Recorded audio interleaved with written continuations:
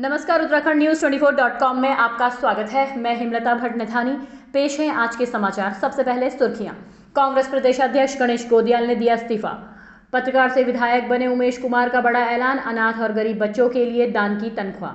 मदन कौशिक की बढ़ेंगी मुश्किलें। लाइब्रेरी घोटाला मामले में नोटिस जारी। देहरादून से बरेली जा रही रोडवेज बस में लगी आग। बस में थे 37 लोग सवार। मार्च के आखिरी सप्ताह में 5वीं विधानसभा का पहला सत्र शुरू होने की संभावना। सियासी गलियारे में बड़ा सवाल, कौन बनेगा उत्तराखंड विधानसभा का अध्यक्ष।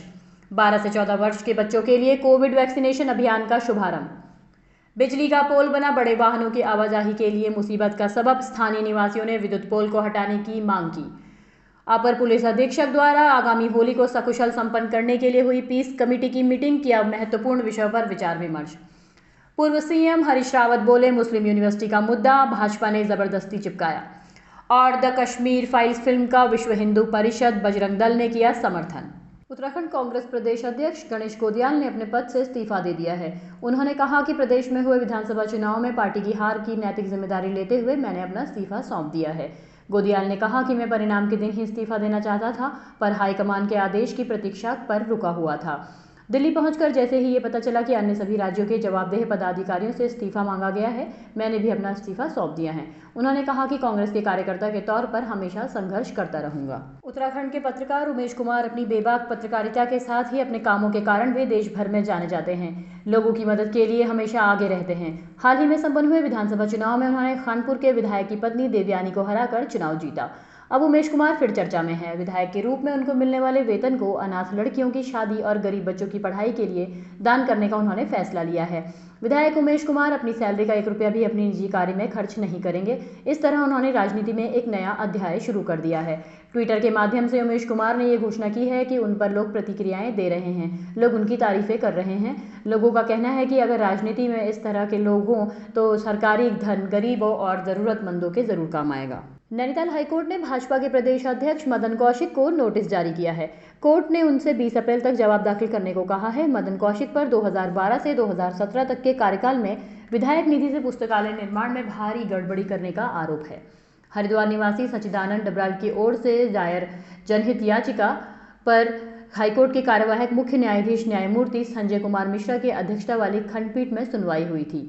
पुस्तकालय बनाने के लिए भूमि पूजन से लेकर उद्घाटन और फाइल पेमेंट तक हो गई, लेकिन धरातल पर अभी तक किसी भी पुस्तकालय का निर्माण नहीं हुआ। इससे स्पष्ट होता है कि विधायक ने तत्कालीन जिलाधिकारी, मुख्य विकास अधिकारी सहित ग्रामीण निर्माण विकास के अधिशासी अभियंता ने बड़ा घोटाला किया है। याचिका की सुनवाई के बाद हाईकोर्ट ने ये नोटिस जारी किए हैं, जिन पर मदन कौशिक को 20 अप्रैल तक जवाब दाखिल करने के आदेश हैं। ये मामला काफ़ी समय से चर्चाओं में है। इसमें कहा गया है कि लाइब्रेरी के नाम पर बड़ी रकम खर्च कर दी गई, लेकिन निर्माण नहीं कराया गया। और देहरादून से बरेली जा रही उत्तर प्रदेश रोडवेज की बस में लच्छीवाला टोल प्लाजा के पास आग लगने से हड़कंप मच गया। बस में करीब 37 सवारियां बैठी थीं। डोईवाला कोतवाली के वरिष्ठ उप निरीक्षक राज विक्रम पवार ने बताया कि अमरोहा डिपो की बस देहरादून से बरेली जाने के लिए रवाना हुई थी। लच्छीवाला टोल बैरियर से थोड़ा आगे डोईवाला की ओर आते हुए बस के इंजन में आग लग गई। चालक ने मौके की समझदारी दिखाते हुए तत्काल बस रोककर सवारियों को नीचे उतरने के लिए कहा, जिसके बाद आनन फानन में सभी सवारियां नीचे उतर गई। गनीमत रही कि कोई बड़ा हादसा नहीं हुआ। मौके पर पहुंची फायर ब्रिगेड की टीम ने करीब 1 घंटे की मशक्कत के बाद आग पर काबू पा सका। हालांकि सवारियों को बाद में परेशानी का सामना करना पड़ा। सभी सवारियों ने काफ़ी देर तक अगली बस का इंतजार किया। बरेली जा रहे बस में सवार एक यात्री ने बताया कि आग लगने से वो बहुत घबराए हुए हैं। बस में वो और उनका परिवार मौजूद है। बस चालक ने समझदारी दिखाई। धुआं उठता देखकर चालक ने तुरंत बस रोकी और सवारियों को सुरक्षित उतारा। उत्तराखंड की 5वीं विधानसभा का पहला सत्र 24 मार्च से शुरू होने की संभावना जताई जा रही है, जिसमें अगले वित्तीय वर्ष के बजट को भी मंजूरी दी जानी है। विधानसभा सचिवालय के साथ ही वित्त विभाग की ओर से इसकी तैयारियां शुरू कर दी गई हैं।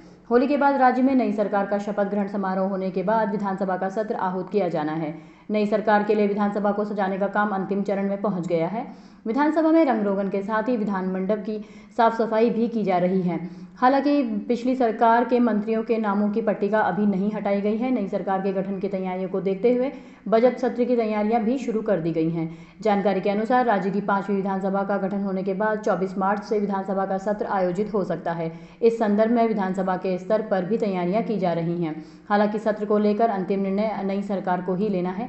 माना जा रहा है कि मौजूदा वित्तीय वर्ष का आखिरी महीना होने की वजह से मार्च के अंतिम सप्ताह में बजट पारित किया जा सकता है। हालांकि बजट का स्वरूप क्या होगा ये अभी तक तय नहीं हुआ है। उत्तराखंड में 12 से 14 आयु वर्ग के 3.92 लाख बच्चों को कोरोना संक्रमण से बचाव का सुरक्षा कवच मिलेगा। बुधवार से प्रदेश भर में इस आयु के बच्चों का टीकाकरण शुरू हो गया है। इसके लिए स्वास्थ्य विभाग ने सभी जिलों को 4 लाख से अधिक कार्बेवैक्स टीके भेज दिए हैं। स्वास्थ्य विभाग की ओर से स्कूलों अस्पतालों में बच्चों को कार्बेवैक्स वैक्सीन की पहली डोज लगाई गई। इसके अलावा पहले से चल रहे टीकाकरण केंद्रों पर बच्चों के लिए अलग से काउंटर बनाया गया है। विभाग ने 3.92 लाख बच्चों को कोविड वैक्सीन लगाने का लक्ष्य रखा है। इस आयु वर्ग में सबसे अधिक बच्चे हरिद्वार में हैं, जिनकी संख्या लगभग 80,000 है, जबकि उधम सिंह नगर जिले में 70,974 बच्चों को वैक्सीन लगाई जाएगी। सबसे कम रुद्रप्रयाग में 8,325 बच्चे हैं।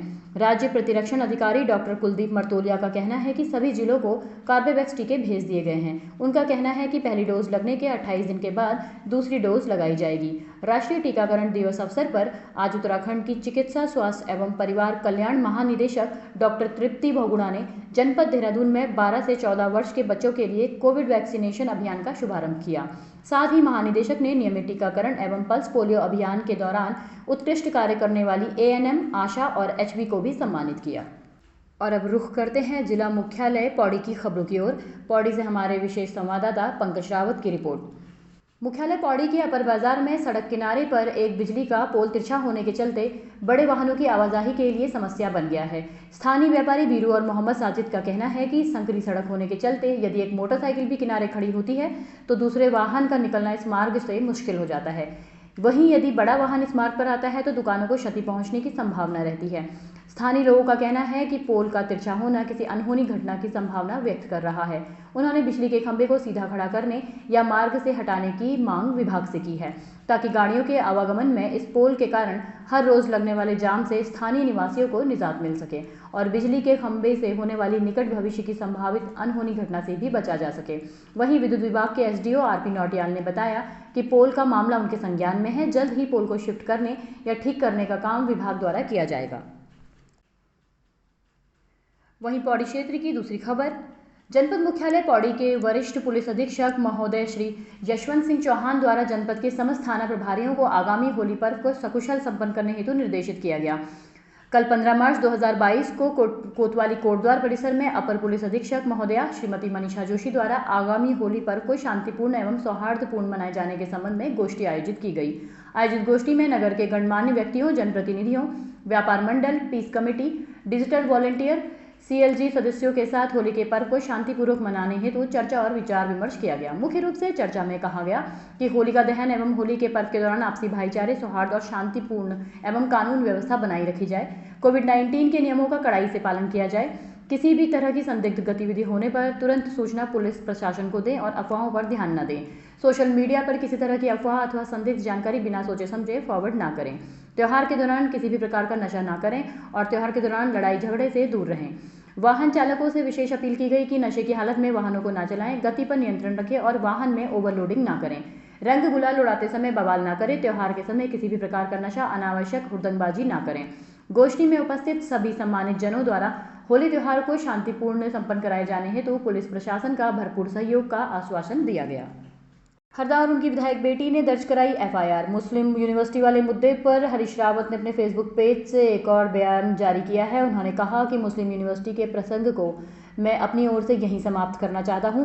एक बात स्पष्ट है कि कुछ ताकतें मुझको केवल मुस्लिम परस्त सिद्ध करना चाहती हैं और दूसरी बात यह भी सिद्ध है कि कुछ ताकतों को इस बार लगा है कि कोई मुस्लिम अस्त्र खोजे उनकी नैया पार नहीं हो सकती, इसलिए मुस्लिम अस्त्र उन्हीं का गड़ा हुआ है।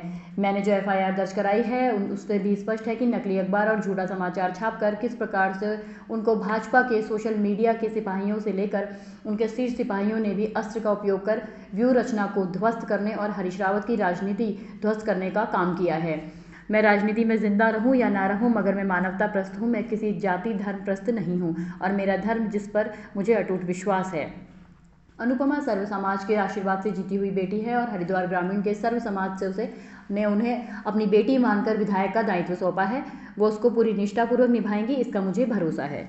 और देश भर में सराही जाने वाली फिल्म द कश्मीर फाइल्स को काफ़ी लोग पसंद कर रहे हैं। विश्व हिंदू परिषद बजरंग दल के पदाधिकारियों ने आज देहरादून में भी सिल्वर सिटी मॉल में द कश्मीर फाइल्स फिल्म देखी और वहां धर्म और देशभक्ति के गीत कराए और अधिक से अधिक लोगों को इस पिक्चर को देखने के लिए कहा। देश में घटी इतनी बड़ी भयानक सत्य घटना जिसकी वास्तविकता इस फिल्म के माध्यम से लंबे समय बाद जन जन के सामने आई, इस सच्चाई को फिल्म के माध्यम से देशवासियों तक पहुंचाने के लिए उन्होंने फिल्म के डायरेक्टर विवेक अग्निहोत्री, कलाकार अनुपम खेर और पल्लवी जोशी का आभार व्यक्त किया।